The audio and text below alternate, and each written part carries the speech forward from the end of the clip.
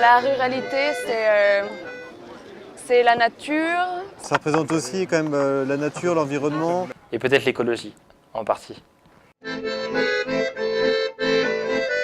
La question qui se pose quand on regarde un petit peu le bilan non seulement financier mais aussi écologique des banques, c'est certaines banques facilitent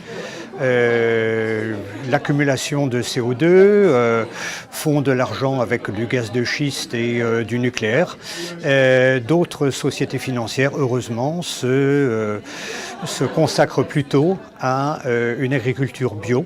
Et les jeunes qui sont là s'informent sur et échangent sur la finance solidaire telle qu'elle existe en particulier dans le milieu rural. Je ne pense pas que la nature va mieux en ville, au contraire, hein, ce qui est de l'ordre de la nature en ville, c'est plutôt de l'ordre du symbole, des petits jardins partagés, des avenues végétales. Certes, c'est très important, ça participe à la transition, mais ça ne suffit pas.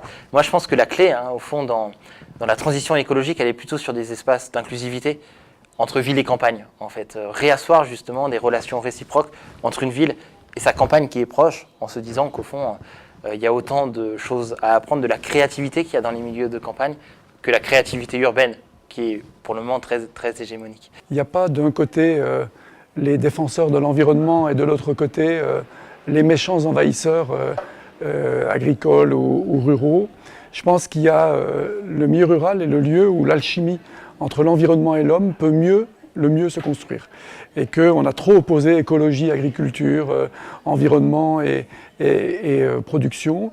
Et je crois que les ruraux ont des choses à dire sur des manières pas forcément très scientifiques en elles-mêmes, mais des manières qui se basent sur la connaissance forte qu'ont les ruraux de la nature, de construire un développement équilibré, qui soit dans un respect très fort de l'écologie, mais qui soit également propice au développement de tous, quels que soient les moyens qu'on a.